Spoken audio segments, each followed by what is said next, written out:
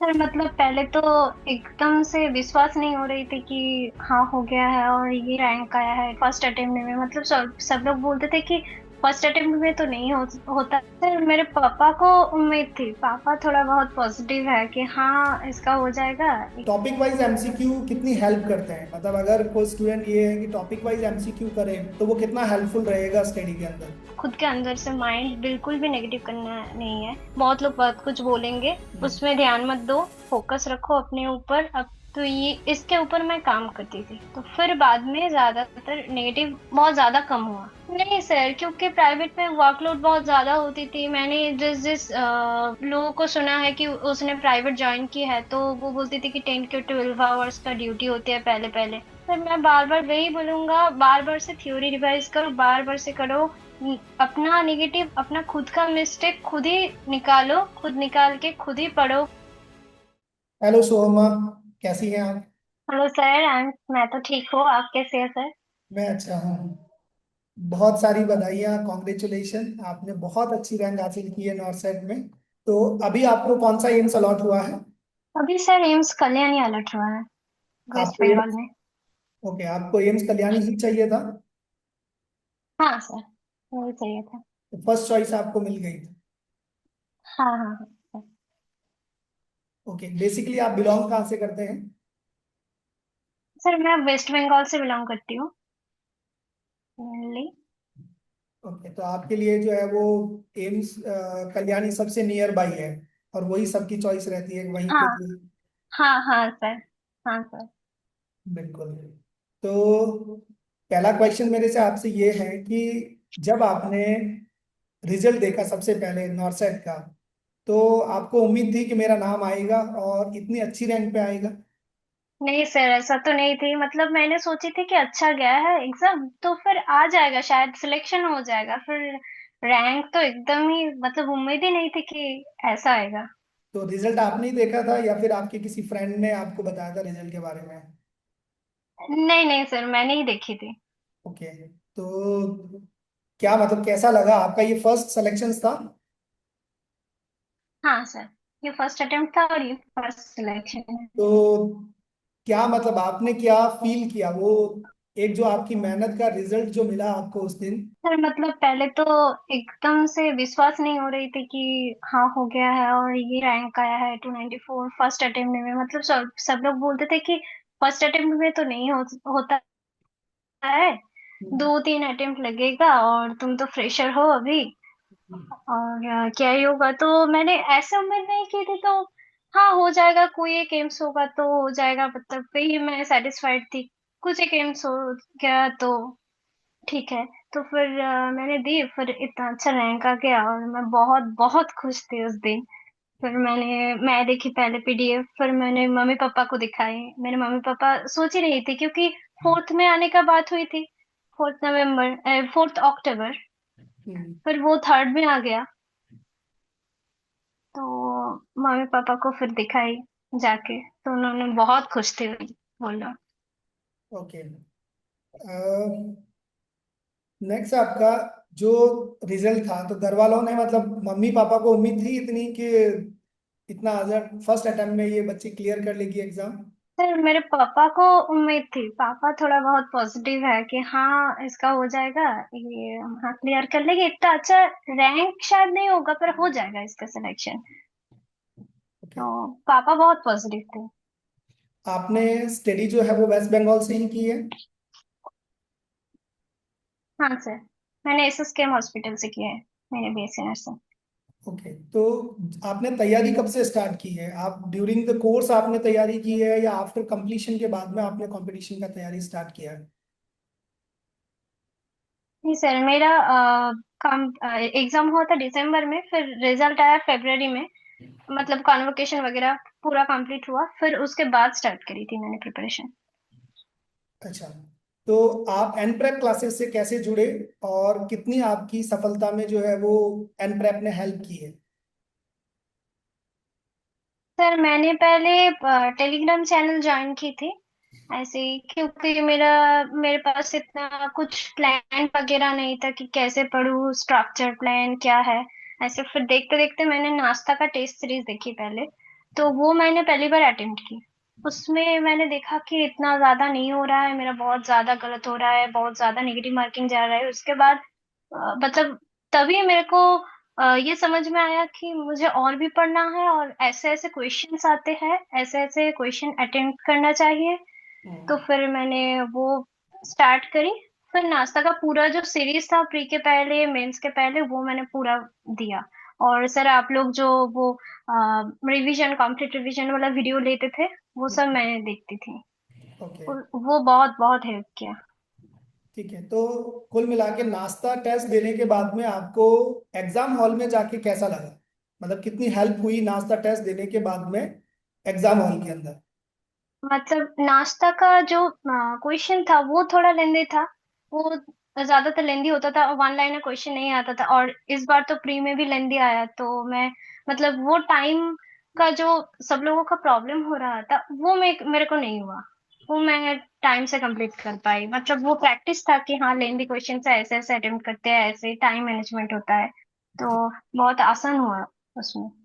Okay, तो proper नाश्ता देने से आपका टाइम मैनेजमेंट आपने सीख लिया, तो वो आपकी हेल्प की एग्जाम के अंदर कि आपने जल्दी वो पैटर्न के हिसाब से एमसीक्यू सॉर्ट आउट कर लिया आपने, तो टाइम बच गया आपका। हाँ सर। ओके। हाँ। अपने स्टडी के बारे में बताइएगा कि आपने किस तरह से स्टडी किया, किस तरह से शेड्यूल बनाया कि आपका कोर्स समय से कंप्लीट हो जाए। मतलब सर मैं पहले थ्योरी पढ़ती थी, तो तब मैं एमसीक्यू उतना ज्यादा नहीं करती थी। थोड़ा बहुत एमसीक्यू कर लिया, 30 40। तब मेरे को लगता था कि बहुत ज्यादा एमसीक्यू कर लिया। फिर जो नाश्ता, पहली बार नाश्ता दिया, तो उसके बाद पता चला कि इस टॉपिक में मेरा बहुत गलती है, बहुत छूट रही है, बहुत ज्यादा नेगेटिव हो रही है। तो उसका जो सॉल्यूशन आया उसके बाद का दिन, तो वो मैंने अच्छे से देखी कि इस पॉइंट में मतलब ये टॉपिक गलत हो रहा है, तो इसमें ज्यादातर फोकस करना चाहिए। फिर वो पहले फोकस किया, तो लास्ट जो 3 4 महीने था मैं एग्जाम देती थी। एग्जाम के बाद वो एग्जाम एनालिसिस करती थी। एनालिसिस के बाद जहां जहां गलती होती थी वो एक नोटबुक पे नोट करती थी। फिर वो फिर से स्टडी करती थी। तो मेरा वीक वीक पॉइंट्स कहा था वो आइडेंटिफाई किया।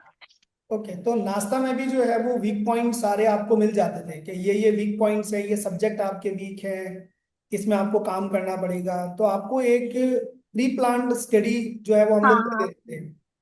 तो आपको ज्यादा दिमाग लगाने की जरूरत नहीं पड़ती थी हाँ। उसके अंदर, डायरेक्ट रेडीमेड जो है वो मिल जाता था। नहीं नहीं। ओके, हाँ। तो समय सेव हो गया काफी आपका, और आपको वीक पॉइंट और स्ट्रॉन्ग पॉइंट्स पता चल गए हाँ थे। सर। तो आपने जो है वो मिस्टेक बुक बना रखी थी और उस मिस्टेक बुक पे आपने काम किया, तो आपके टॉपिक सारे क्लियर हो गए। कितने घंटे का स्टडी शेड्यूल जी रहता सर। था आपका? कि आपके मॉर्निंग का क्या स्टडी शेड्यूल था और इवनिंग का क्या स्टडी शेड्यूल रहा? मतलब मैं थोड़ा सा लेट उठती थी मॉर्निंग में, तो 7:30 8 में उठ जाती थी। फिर पूरा एकदम आफ्टरनून तक, 1 1:30 बजे तक मैं पढ़ती थी, टेस्ट देती थी, एनालिसिस करती थी, वो करती थी। फिर मतलब आफ्टरनून में भी 4 4:30 से मैं फिर से स्टार्ट होती थी, एकदम रात 12 12:30 1 तक। मतलब 12 to 14 आवर्स का मेरा स्टडी शेड्यूल ही था।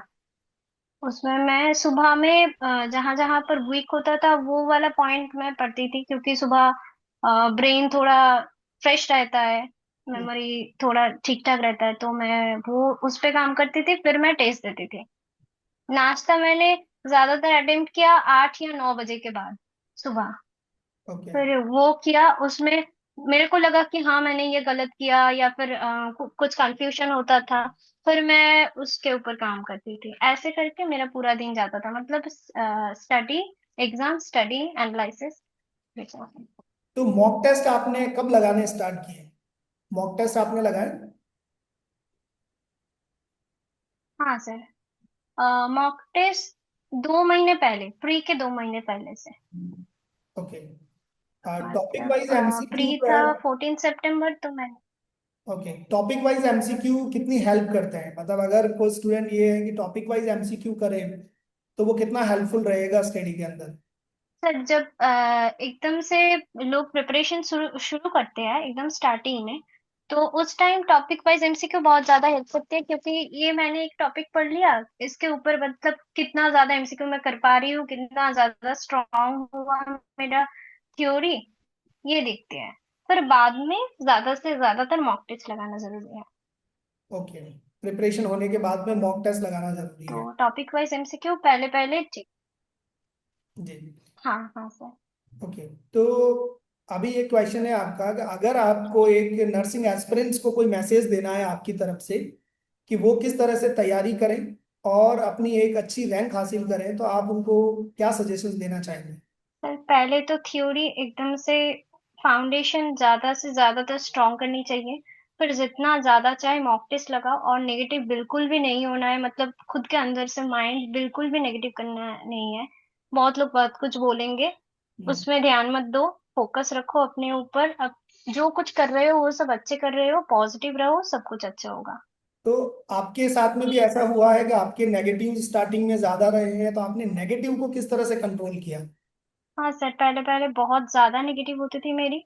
तो मैं जैसे बोली कि मैं वो एनालाइज करती थी, क्यों नेगेटिव हुआ, क्या छूट रही है, क्या थ्योरी में क्या प्रॉब्लम रही है मेरा, जी। क्यों मैं ये किया, क्यों मैं सोच रही हूँ ऐसी। तो ये इसके ऊपर मैं काम करती थी। तो फिर बाद में ज्यादातर नेगेटिव बहुत ज्यादा कम हुआ उसके बाद। ओके, आपने यूट्यूब वाली क्लासेस हमारी देखी है एनप्रेप पे? हाँ हाँ सर। तो उनकी कितनी हेल्प मिली है आपकी इस सक्सेस के अंदर?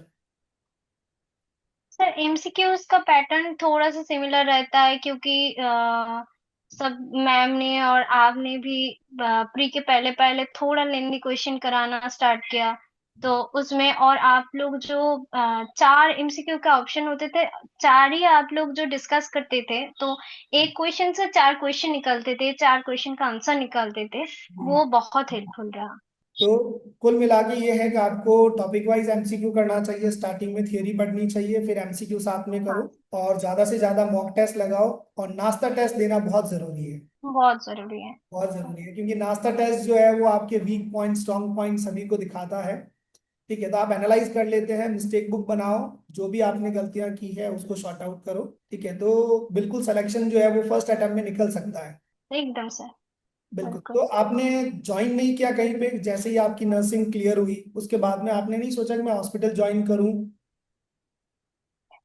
नहीं सर, क्योंकि प्राइवेट में वर्कलोड बहुत ज्यादा होती थी। मैंने जिस जिस लोगों को सुना है कि उसने प्राइवेट ज्वाइन की है, तो वो बोलती थी कि 10 to 12 आवर्स का ड्यूटी होती है पहले पहले।